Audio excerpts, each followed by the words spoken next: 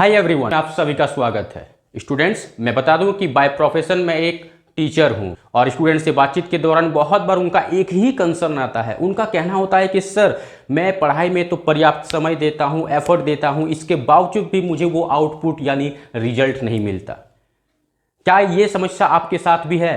तो वीडियो के साथ शुरू से अंत तक बने रहे, आपको बहुत ही शानदार तरीके से मैं सॉल्यूशंस बताऊंगा। जैसे जैसे एग्जाम नज़दीक आती है, आपका वर्कलोड बढ़ते जाता है और वैसे परिस्थिति में अगर आप अपने पढ़ाई को ऑर्गेनाइज कर लेते हैं तो इससे ना केवल आप प्रोक्रेस्टिनेशन यानी टाल मटोल की आदत से बचेंगे ही, बल्कि समय का सदुपयोग कर पाएंगे।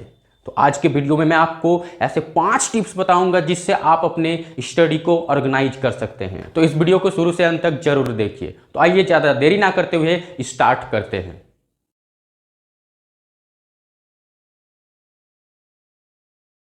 जी हाँ students, make good study habits. पर्याप्त समय देने के बावजूद भी अगर आप पढ़ाई में अच्छा नहीं कर पा रहे हैं तो जाने अनजाने आप बैड स्टडी हैबिट्स के शिकार हो गए हैं। तो आप थोड़ा सेल्फ एनालिसिस कीजिए और अपने बैड स्टडी हैबिट्स को पहचानिए और उसको गुड स्टडी हैबिट्स के साथ रिप्लेस कीजिए। यहाँ मैं आपको बताना चाहूँगा कि जब भी आप किसी हैबिट को छोड़ना चाहते हैं, ऑब्वियस है कि वो बैड हैबिट ही होगा, तो जब भी आप किसी बैड हैबिट को छोड़ना चाहते हैं तो उसे अचानक छोड़ने का प्रयत्न ना करें।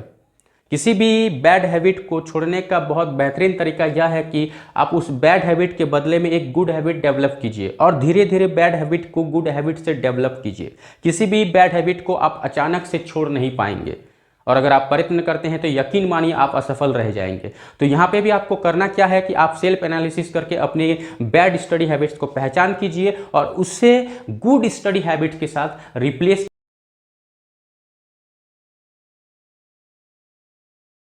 The 80-20 rule.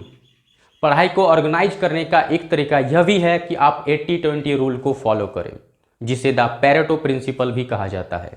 विक्टर पेरेटो एक इटालियन इकोनॉमिस्ट एंड सोशियोलॉजिस्ट थे। ही डिस्कवर्ड दैट कि मात्र 20% लोगों के पास ही 80% से ज़्यादा जमीन है, यानी 80% से ज़्यादा जमीन के मालिक हैं। बाद में उन्होंने पाया कि यह नियम हर चीज़ में लागू होता है, यानी आपका 20% एक्टिविटीज़ ही 80% रिजल्ट प्रोड्यूस करता है, वहीं दूसरी और आपका 80% एक्टिविटीज़ मात्र 20% रिजल्ट प्रोड्यूस करता है। तो बीच बीच में आप चेक करते रहें कि आपके कौन कौन से एक्टिविटीज़ हैं जो 20% की कैटेगरीज में आते हैं। कुछ बदलाव करने की अगर ज़रूरत पड़ती है तो ज़रूर बदलाव करें।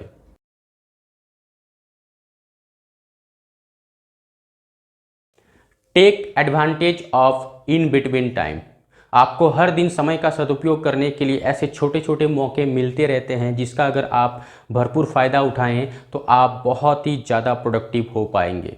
और ये समय ऐसे होते हैं जो चुपके से आते हैं और आपको पता भी नहीं चलता, इसलिए इसको पहचानने के लिए आपको हरदम चौकन्ना रहना पड़ेगा। तो ये इन बिटवीन टाइम है ट्रैफिक में फंस जाना, बिना मतलब का फ़ोन का यूज़ करना, नेट सर्फिंग करना या फिर किसी लंबे कतार में खड़े रहना और वेट करना। तो ये सब इन बिटवीन टाइम का आप सदुपयोग कर सकते हैं। तो ऐसे समय में आप ये सब काम कर सकते हैं। इम्पॉर्टेंट मेल्स कर सकते हैं, इम्पॉर्टेंट कॉल्स कर सकते हैं, कुछ किताबें या कुछ अच्छी चीज़ें पढ़ सकते हैं या फिर अपने टेबल को ऑर्गेनाइज कर सकते हैं। जो चीज़ें जहाँ पर रहती है उसको वहाँ पे रिप्लेस कर दें या फिर आप अपने स्टडी रूटीन को रिव्यू कीजिए। वहाँ पे अगर आपको लगता है कि कुछ ऐड ऑन करने की ज़रूरत है, कुछ चेंजेस करने की ज़रूरत है तो बेशक कीजिए। या फिर आप रिलैक्स कर सकते हैं, क्योंकि अगर आप चाहते हैं कि आप ज़्यादा से ज़्यादा प्रोडक्टिव बने तो आपको अपने बॉडी और माइंड को भी आराम देने की ज़रूरत पड़ती है। तो आप रिलैक्स भी करें, बेफिजूल के फ़ोन का इस्तेमाल ना करके आप रिलैक्स करें।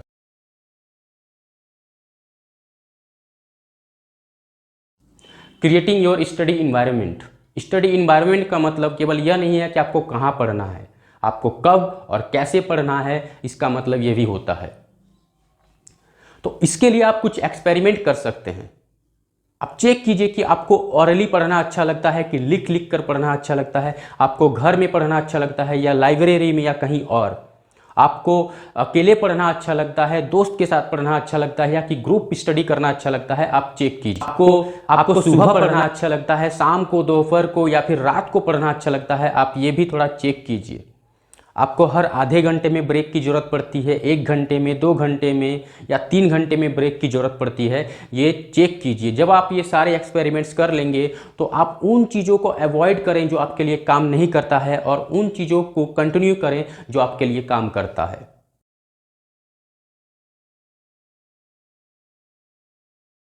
स्टडी ग्रुप्स, आज का 5वां पॉइंट यानी आखिरी पॉइंट यही है कि आप स्टडी ग्रुप बनाएं।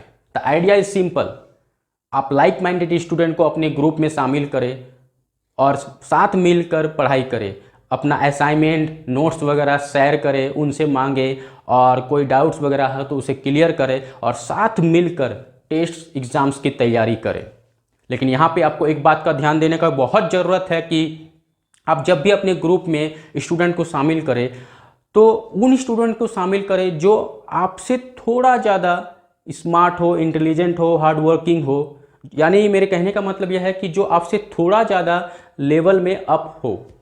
आपसे बहुत ज़्यादा लेवल में अप होने वाले स्टूडेंट को अगर आप अपने ग्रुप में शामिल कर लेंगे तो आप उनके हार्डवर्क को, उनके इंटेलिजेंस को मैच नहीं कर पाएंगे और धीरे धीरे आप डिमोटिवेट हो जाएंगे, डिस्ट्रेस हो जाएंगे और आप ग्रुप को कंटिन्यू नहीं कर पाएंगे। इसलिए आप अपने से थोड़े ही ज़्यादा लेवल पे जो हैं, ऊपर हैं, उन्हीं स्टूडेंट्स को शामिल करें।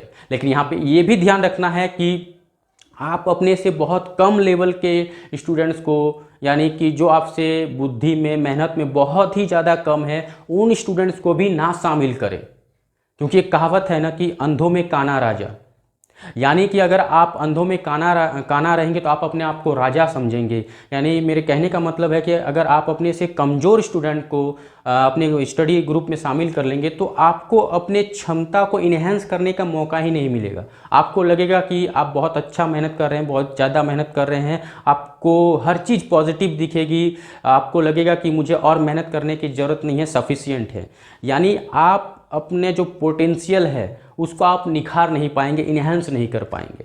तो आपको दोनों चीज़ें ध्यान देना है, ना तो अपने से बहुत ज़्यादा हाई लेवल के स्टूडेंट को इंक्लूड करना है और ना ही अपने से बहुत लो लेवल के स्टूडेंट को अपने ग्रुप में इंक्लूड करना है।